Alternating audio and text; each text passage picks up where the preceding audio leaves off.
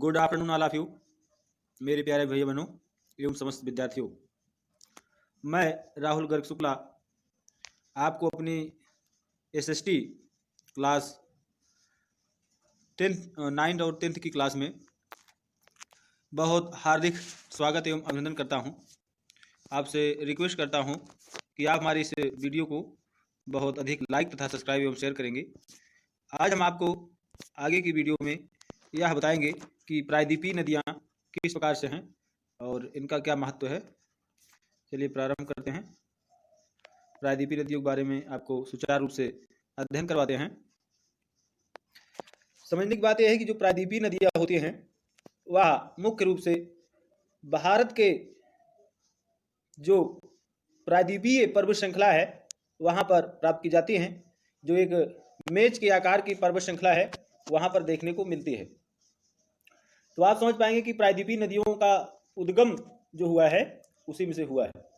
सबसे महत्वपूर्ण बात यह है कि यह नदियाँ जो हैं मुख्य रूप से गंगा, गोदावरी या नर्मदा, इन सभी नदियों में से अगर हम बात करें तो प्रायद्वीपीय नदियाँ कौन से है तो नर्मदा नदी मानी जा सकती है।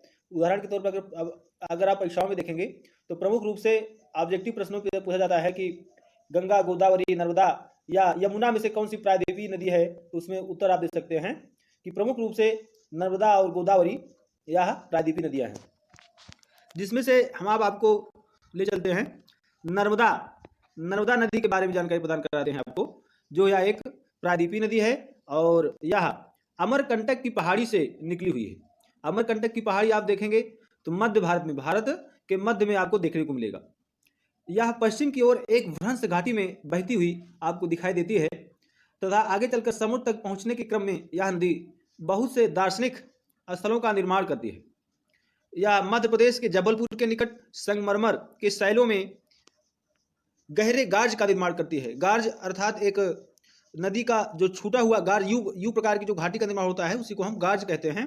तो यह यू प्रकार की घाटी का निर्माण करते हुए आगे निकलती है तो एक महत्वपूर्ण गार्ज का निर्माण करती है। जहाँ यह नदी तीव्र ढाल से गिरती है वहाँ पर एक प्रपात का निर्माण होता है, जो कि भारत में एक प्रसिद्ध प्रपात के नाम जाना जाता है। उस प्रपात का नाम है मुख्य रूप से धुआंधार जलप्रपात के नाम से प्रसिद्ध माना जाता है। पूछा जाता है कि धुआंधार जलप्रपात कौन सा है, तो धुआंधार जलप्रपात आप समझेंगे कि आप देख पा रहे होंगे कि नर्मदा नदी के द्वारा धुआंधार जलप्रपात बनता है। तो कहाँ पर बनता है? जबलपुर के निकट, जब संगमरमर के शैलों से होती हुई यह आगे बढ़ती है तो वहाँ पर धुआंधार जलप्रपात का निर्माण देखने को मिलता है।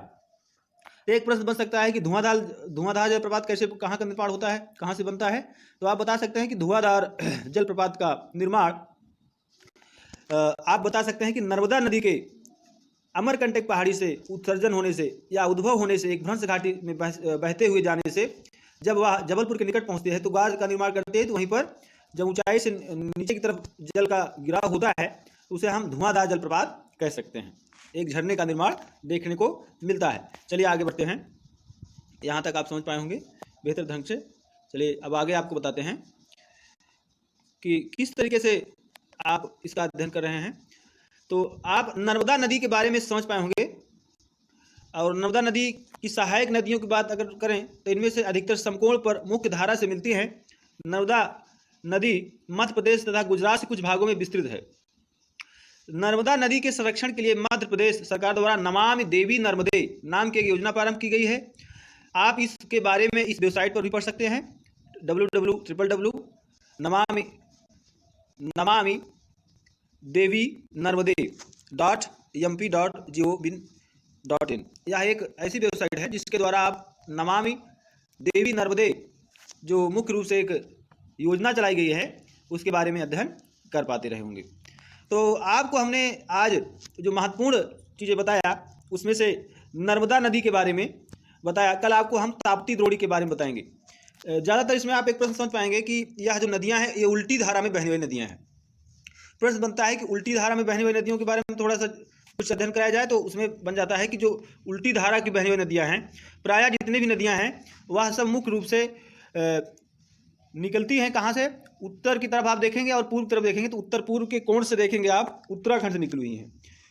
जैसे गंगोत्री की बात किया जाए, यमुनोत्री की बात किया जाए, तो गंगा का उद्गम अगर हम देखें तो गंगा का उद्गम जो है वह गंगोत्री उत्तराखंड से हुआ है और यमुनोत्री का भी उत्तराखंड से हुआ है। उसी तरीके से प्रायद्वीपीय नदियों की अगर हम बात करें तो पूछ लिया जाता है कि प्रायद्वीपीय नदियों में नर्मदा नदी का उद्गम स्थल कौन सा है, तो उसमें आपको यह निकल कर आएगी बात कि नर्मदा नदी का उद्गम स्थल जो है वह अमरकंटक की पहाड़ियों से हुआ है, जो कि एक प्रायद्वीपीय पहाड़ी है।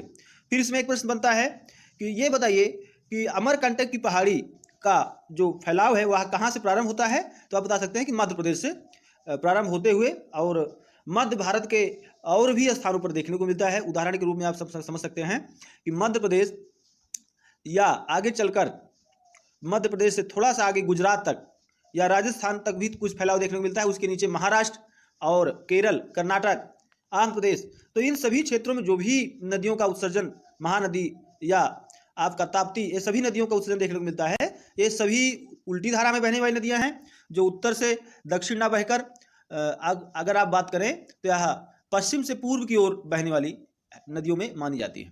तो इस तरीके से आपने आज नर्मदा द्रोणी के बारे में समझा, जिसमें से आप प्रमुख प्रश्नों को भी समझ पाए होंगे। तो अगली वीडियो में मैं आपको और भी चीज़ों के बारे में बताऊंगा, तब तक आप इसका अध्ययन करें और अध्ययन करते हुए जो इसमें से प्रमुख प्रश्न आपको बन रहे हैं उस पर चर्चा करें। और आगे चलकर हम आपको अगली वीडियो में यह बतलाएंगे कि आगे की जो नदी है ताप्ती नदी, उसके बारे में अध्ययन कराएंगे। उसके बाद गोदावरी, छोटी छोटी वीडियो में आप इसलिए अध्ययन कर रहे हैं ताकि आपको चीज़ें समझ में आए और आपको उबाऊपन न लगे। और इसमें जो भी प्रश्न है मैं आपको इसमें चर्चा भी करते जा रहा हूँ। आगे चलकर मैं आपको एक ऐसी वीडियो प्रोवाइड कराऊंगा जिसमें आपको केवल प्रश्न और उत्तर ही रहेंगे, परंतु अभी आप NCERT के बुक के माध्यम से जो भी चीज़ें हैं उसका समझते चलें ताकि आपका सिलेबस भी कंप्लीट होता रहे। जय हिंद, जय भारत, जय मातृभूमि, वंदे मातरम।